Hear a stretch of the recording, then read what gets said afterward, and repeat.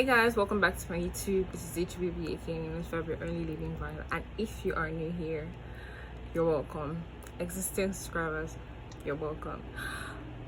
Today we're back here on another review, and today will be RRR, Rise, Roar and Revolt.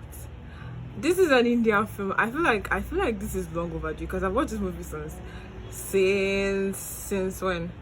And like I watched it since I think it came out like 25th of March or something, around March, and I wanted to review it, and I was like, oh, but it's still hot, so which is now my loss. Let's get right into the review.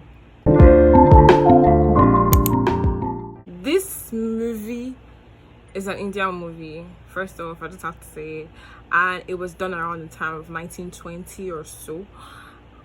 And like it's about Indians and British. I think it was kind of like colonialism. It's just basically about two men from different backgrounds fighting for the same cause, wanting to give Indian people a voice, which is like the gun, and British people controlling and treating them as animals because they treated them less human. So basically, yeah, for me, these two men are representing Indian, which is like the protagonist, and Brits are the antagonist. This movie, for me, I feel like it was talking about how it was before, like in the 1920s, how Indians had no voice, how the British came, colonized them, and like treated them less. You see that in the first scene, they killed this girl's mother, and he said, "Sergeant, do you comprehend the value of the bullet in your barrel? And you would want to squander it on brown rubbish. Clear the road."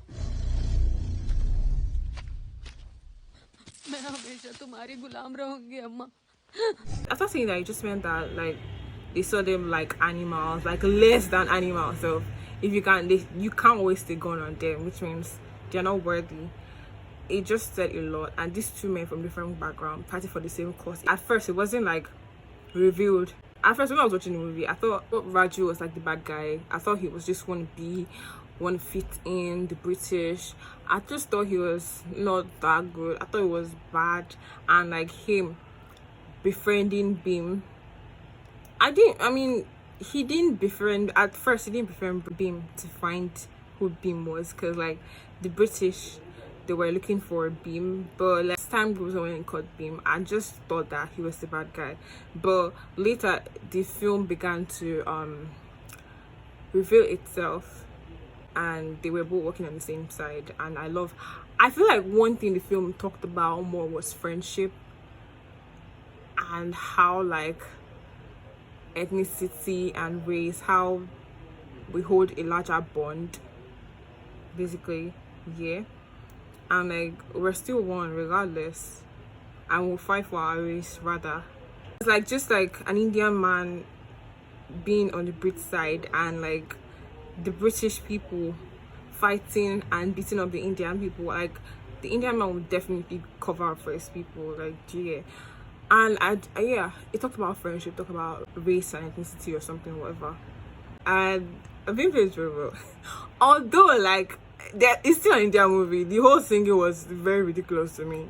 It was just like, oh god, please, here we go again. Like it was just typical Indian. The slow motion, the exaggerated action, the whole unrealistic, some part were unrealistic, just so unrealistic. Like gosh. Even Raju's parts, the most unrealistic parts when he entered that crowd.